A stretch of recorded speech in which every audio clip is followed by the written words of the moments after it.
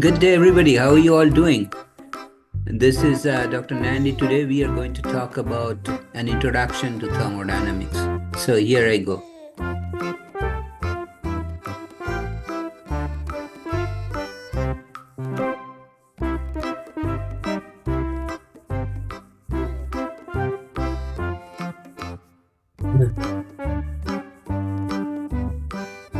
So, introduction and basic concepts study guide in PowerPoint, and it's from a textbook which is given. The title of the textbook is given here. These are the nomenclature. For example, capital A stands for area in meters square. Cp is the specific heat at constant pressure. Cv is the specific heat at constant volume. The units are also given: kilojoule per kilogram, degree Kelvin in the denominator, and rest of the things. Standard stuff. Okay. So let's get started.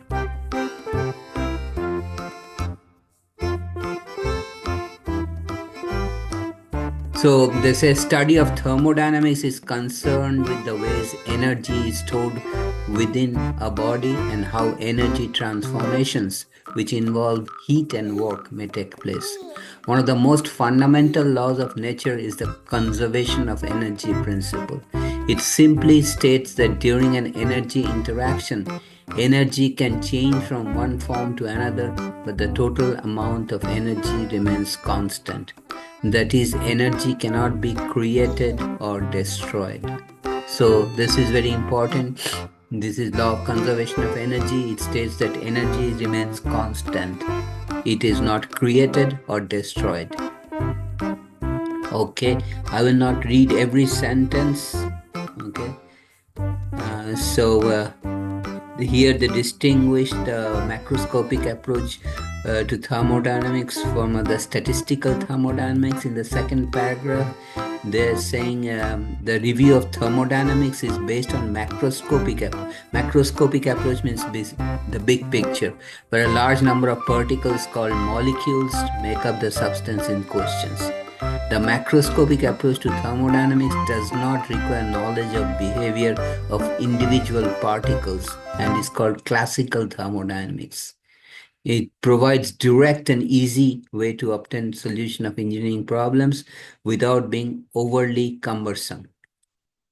A more elaborate approach based on average behavior of large groups of individual particles is called statistical thermodynamics.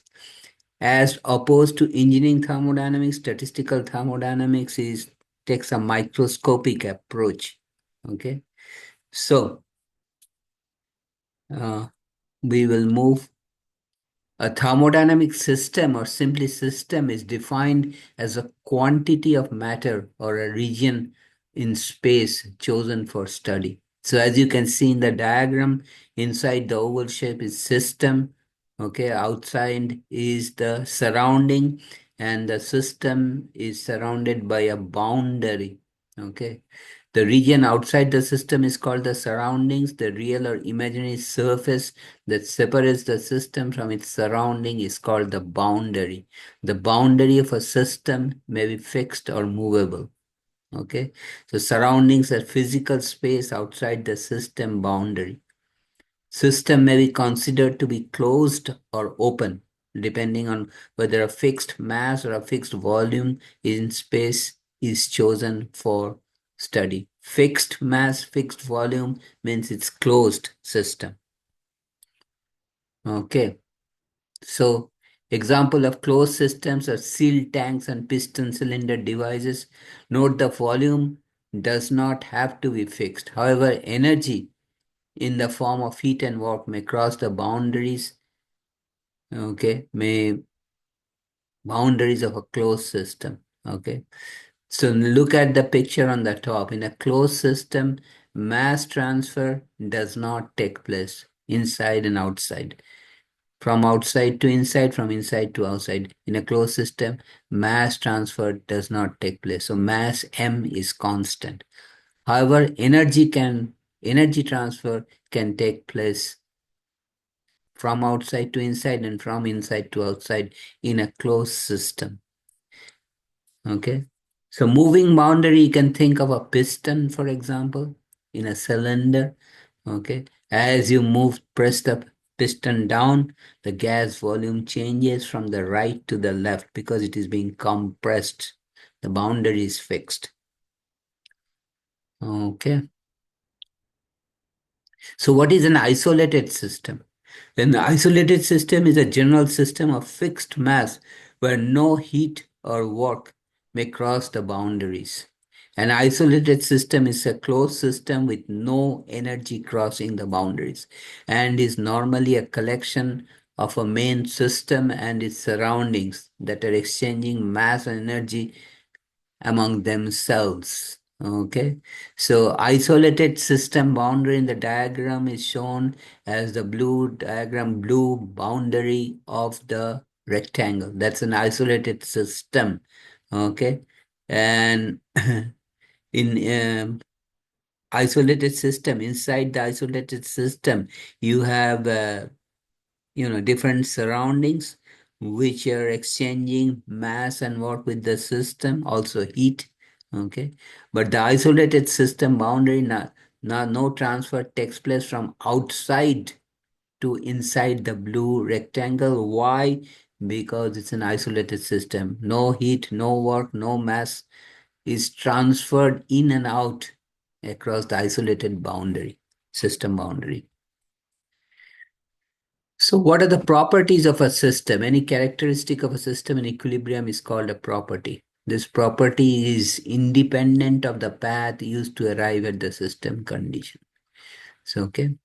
Some thermodynamic properties are pressure, temperature, volume, and mass. Pressure is P, temperature is capital T, volume is capital V, mass is small m. Properties may be intensive or extensive. Extensive properties are those that vary directly with size or the extent of the system. Okay. So what are some extensive properties? Mass, volume, total energy, mass dependent property. Okay. These depend on so it's called extensive properties. These are extensive properties because they depend on the mass or the quantity of the system. Okay. Some intensive properties are temperature, pressure, age, color, any mass independent property. Okay. So they're showing you the intensive property on the left also and on the right. Okay. But extensive properties are like temperature, pressure. Intensive properties are like temperature, pressure, and rho. Rho stands for density. It's a Greek letter. Okay. Similarly, extensive property depends on the extent. That's why we have half mass, half volume. These are extensive. So basically, the system on the left inside the box is divided into two equal parts by the dashed line, vertical line. And half of the mass and half of the volume is on the left, half of the mass, half of the volume on the right. So because the mass and volume are different, these are extensive properties of each of the vertical rectangles, small vertical rectangles. However, temperature, pressure, and rho remains constant. They're independent of the mass of the system and or extent of the system, and therefore these are intensive properties. Temperature, capital T, capital P is pressure, small rho is density. Extensive, extensive properties per unit mass are intensive property. For example, specific volume, small v, is defined as volume, total volume divided by mass, that is specific volume. Okay, they become intensive because then it is intensive. Why? Because it does not depend on the extent of the item that we are considering because we are dividing by the mass. So specific volume is capital V, which is the total volume, divided by small m, which is the total mass. So the units are meter cubed per kilogram. Of course, we are talking about SI system, System International. Similarly, rho is mass per unit volume. Rho is the density, mass is in kilogram, volume is in meter cubed. So the unit for density is kilogram per meter cubed. Because we are dividing by the volume, total volume of the system, it's an intensive property. It does not depend on the extent. So it's not an extensive property. Okay. Units, an important component to the solution of any engineering thermodynamic problem, requires the proper use of units. The unit check is the simplest of all engineering checks that can be made for a given solution.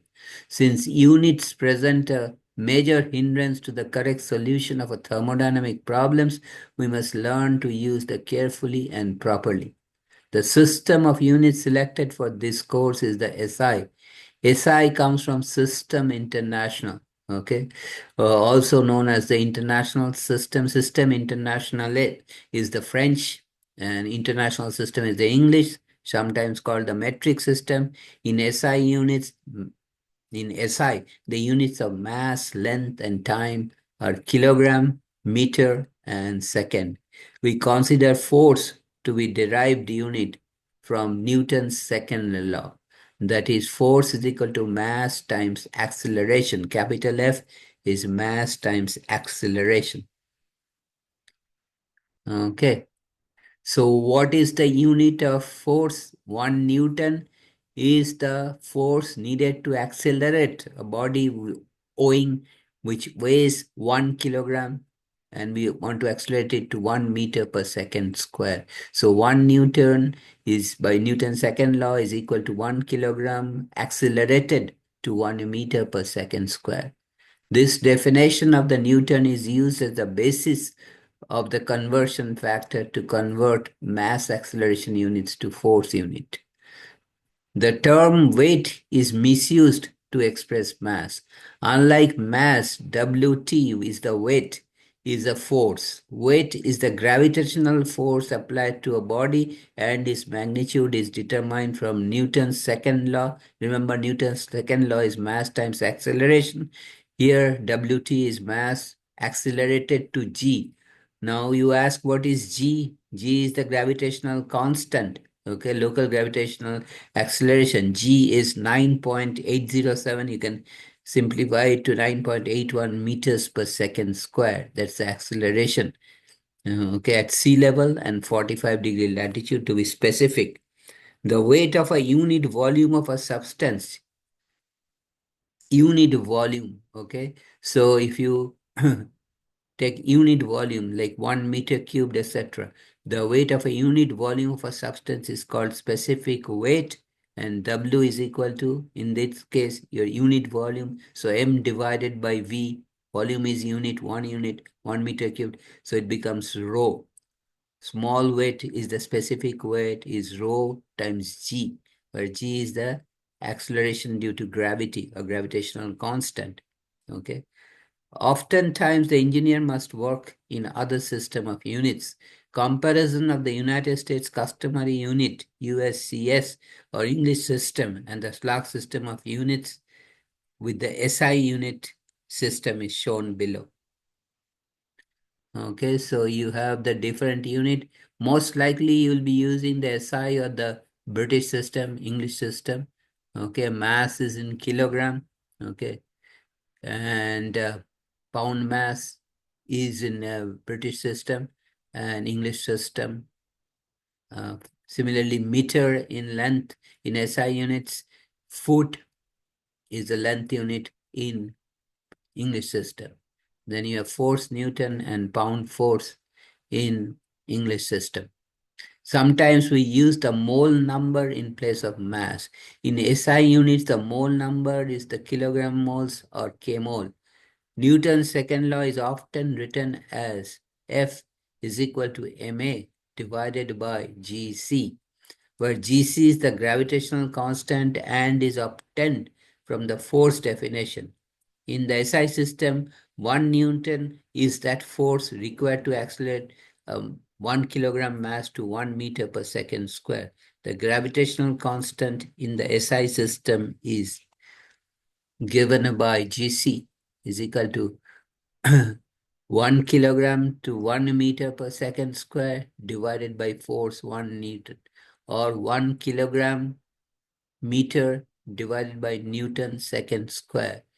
In the USCS, United States Customary System, 1 pound force is that force required to accelerate 1 pound mass to 32.2 feet per second square. 32.176 simplified to 32.2.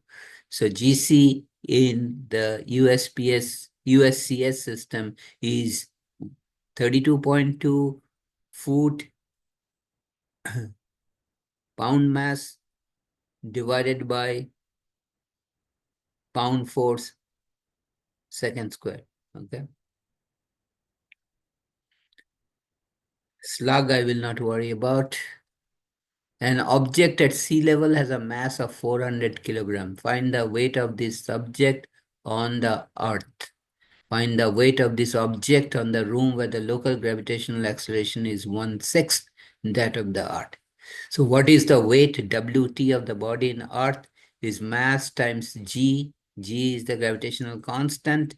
So it is 400 kilogram times 9.807 meter second square. We already know that kilogram meter second square is the unit for Newton. So 400 times 9.8 is 3,922.8 Newton. You ask me why it is converted into Newton, because remember kilogram per meter second square. Kilogram multiplied by meter second square is the definition of Newton. Newton is the force needed to accelerate a mass of 1 kilogram to an acceleration of 1 meter per second square. Hence, when we see the kilogram meter second square as the unit, we can always write it in terms of Newton. Note the use of conversion factor to convert mass acceleration units into force units. Okay. And then we had to find the force or weight of a body in a room in which it is 1/6 acceleration G. The gravitational constant is 1/6 of that on the earth. So it is 9.81 divided by 6. Hence the force of the weight of that body in that room with 1/6 gravitational constant will also be lower, specifically lower by 6 times. Okay. Next example, an object has a mass of 180-pound force. Find the weight of this object at a location where the gravitational acceleration is 30 feet per second square. So it will be 180 times 30 feet per second square. And we know pound force is the force required to accelerate a mass, 1 pound mass, to 32.2 feet per second square. Hence, when we get the unit of pound force times feet per second square, we divide it by 32.2 pound mass per feet square. Pound mass times feet second square, because remember 1 pound force is the force needed to accelerate a body which weighs 32.2 pound mass to, which weighs 1 pound mass to 32.2 feet per second square. Hence, we are dividing by 32.2 feet second square times pound mass, dividing in the denominator. That gives you directly the pound force. Consider a system that is not undergoing any change. The properties can be measured or calculated throughout the entire system. This gives a set of properties that completely describes the condition or state of the system. At a given state, all the properties are known. Changing one property changes the state. Equilibrium. What is the definition of equilibrium? A system is said to be in thermodynamic equilibrium if it maintains thermal uniform temperature, mechanical uniform pressure, phase, the mass of two phases, example, ice and liquid water in equilibrium, and chemical equilibrium. That means nothing changes. Okay. So you can look up this website for more information on thermodynamic equilibrium. Any change from one state to another is called a process. During a quasi-equilibrium or quasi-static process, the system remains practically in equilibrium at all times. Okay. And to study quasi-equilibrium process, because they're easy to analyze, the equations of state apply and work-producing devices deliver the most work when they operate on the quasi-equilibrium process. So we are going from state 1 to state 2 by taking a path. This path is the process path.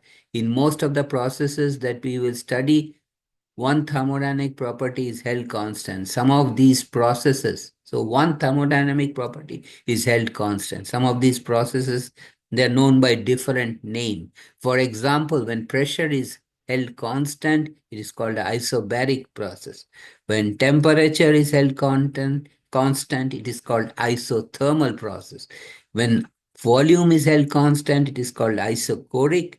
And when entropy, which we will define later, is held constant, it is called isoentropy. So when it is constant, something is held constant, we use the prefix iso in each case. Okay. So let's see. Um, by considering the water has to equal the force due to combined weight of the piston and bricks. If a combined weight of the piston and bridge is constant, then F is constant and the pressure is constant even when the water is heated. We often show the process in a PV diagram. What is PV diagram? Pressure on the vertical axis, V is on the horizontal axis. Pressure depends on volume. So we are going from state 1 to state 2. The path we take is called the process path. Okay.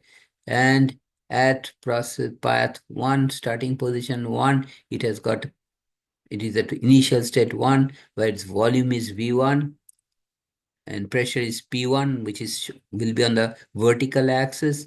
And when it reaches the final state, pressure will be P2, volume will be V2. So what are we doing? We are compressing a system from position 1 to position 2. As you can see, when you compress the gas inside the cylinder, for example, initially the pressure is low because the piston is on the right. Then we compress by pushing the piston to the left.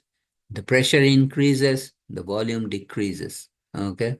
P2, as you can notice, V1 volume of the gas inside the cylinder is higher at the lower pressure, P1, V1, and volume. So at the lower pressure, volume is higher, P1, V1 initial state, and at the final state, when we have increased the pressure, P2, volume is lower. V2 is lower than V1. Consider a fluid flowing through an open system or control volume, such as a water heater. The following is often defined by the term steady and uniform. The term steady implies that there are no changes with time. The term uniform implies to change location over a specified region. Engineering flow devices that operates for long periods of time under the same conditions are classified as steady flow devices. The processes for these devices is called steady flow processes. The fluid properties can change from point to point within the control volume, but at any fixed point, the properties remain the same during the entire process. Okay. State postulate. As noted earlier, the state of a system is described by its properties, but by experience, not all properties must be known before the state is specified. Once a specified sufficient number of properties are known, the state is specified and all other properties are known. The number of properties required to fix the state of a simple homogeneous system is given by the state postulate.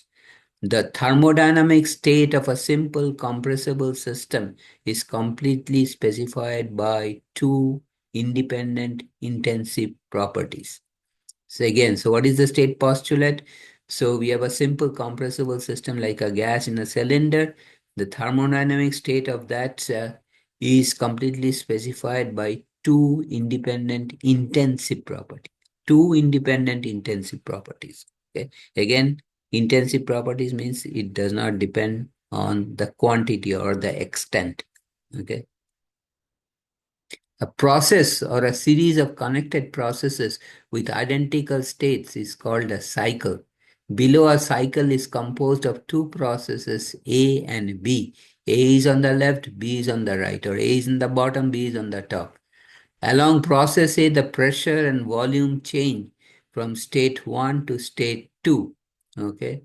So lower pressure at 1, higher pressure at 2, higher volume at 1, lower volume at 2. Okay. Then to complete the cycle, pressure and volume change from state 2 back to initial state 1. Okay. Along process B. So we are sort of going counterclockwise from 1 to 2, but from 2 to 1, we are going clockwise, right? Okay. And we reach the final state. We started at position 1, we come back to position 1. Okay. Keep in mind that all other thermodynamic properties must also change so that the pressure is a function of volume as described by these two processes. Pressure. What is pressure? Pressure is force per unit area, and its unit is Newton per meter square in the SI system, and PSIA or pound force per inch square in absolute in the English system. So the pressure used in all calculation of state is the absolute pressure. uh, Measured relative to absolute zero pressure. However, pressures are often measured relative to atmospheric pressure called gauge or vacuum pressures. In the English system, the absolute pressure and gauge pressures are distinguished distinguished by their units. PSIA pounds per square inch absolute and PSIG pounds per square inch gauge respectively. However, the SI system makes no distinction between absolute and gauge pressure.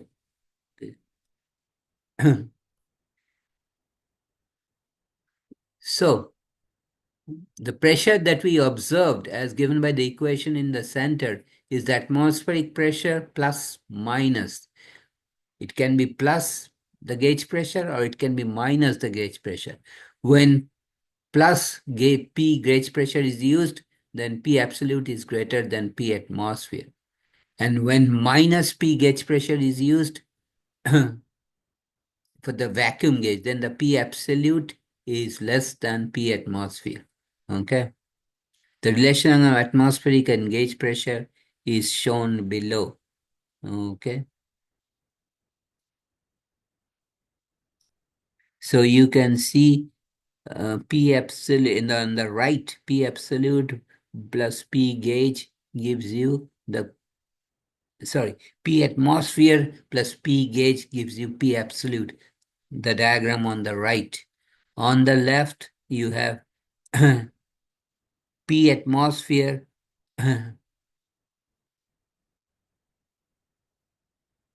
minus P gauge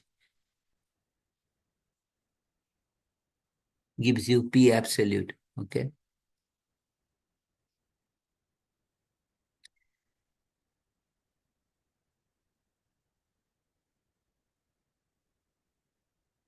Bottom line to remember, when when absolute pressure is greater than atmospheric pressure, absolute pressure is then greater than atmospheric pressure, we add P gauge. And when absolute pressure is less than P atmosphere, we subtract the gauge pressure. So on the top, they give you some units for atmospheric pressure. Small to measure moderate pressure differences are measured by a manometer and a differential fluid column of height h. corresponds to a pressure difference between system and the surrounding to the manometer. So the pressure difference, delta P, is given as rho density times G gravitational constant multiplied by height, and the unit is in kilopascal. What is a kilopascal, you ask? It is 10 to the power of 3,000 pascals. The text gives an extensive review of the manometer pressure stations. For further study of manometer pressure results, see the text. Okay. These are some of the other devices used to measure pressure. A vacuum gauge, so here's the problem. Vacuum gauge connected to a tank reads 30 kilopascal. Okay. So gauge pressure is 30 kilopascal at a location where the atmospheric pressure is 98 kilopascal. Okay. So the vacuum gauge is reading lower than the atmospheric pressure. So the absolute pressure in that case is 98 kilopascal minus 30 kilopascal, which is 68 kilopascal. Okay. A pressure gauge is connected to a valve stem of a truck tire, reads 240 kilopascal at a location where the atmospheric pressure is 100. Okay. No, and pressure gauge is reading higher than the atmospheric pressure. So pressure gauge, so absolute pressure is 100 kilopascal for atmospheric pressure plus the gauge pressure, which is 240. So it's 340 kilopascal. The pressure in PSI-A, 340 kilopascal, is converted into uh, PSIA. How do you do that? The conversion factor is 14 pounds per square inch absolute is equal to 101.3 kPa. By the way, 14.7 psi pounds per square inch absolute is the same as 101.3 kilopascal, which is actually the atmospheric pressure, normal atmospheric pressure. Okay. When the gauge pressure, what is the gauge pressure of air in the tire? Okay, in PSIG, okay, it will be P absolute minus the P atmosphere, okay, which is 49.3 is the absolute pressure minus the atmospheric pressure, which is 14.7 psia, is 34.6 psig. Okay. Both a gauge and a manometer are attached to a gas tank to measure its pressure. If the pressure gauge reads 80 kilopascal, determine the distance between the two fluid levels of the manometer. If the fluid is mercury, whose density is 13.6 kilogram or 13,600 kilogram per meter cubed. So H is given by delta P divided by rho times G. Now the pressure gauge is kilopascal, 80 kilopascal absolute divided by 13,600 kilogram per meter cube for density, and G, as you know in SI units, is 9.8 meters per second square. And you get the height as 0.6 meter. Remember, 1 meter is approximately 3 feet, so that will be close to 2 feet, 0.6 meter. Although we are familiar with temperature as a measure of hotness or coldness, it is not easy to give an exact definition of it. However, temperature is considered as a thermodynamic property, that is, measure of the energy content of a mass.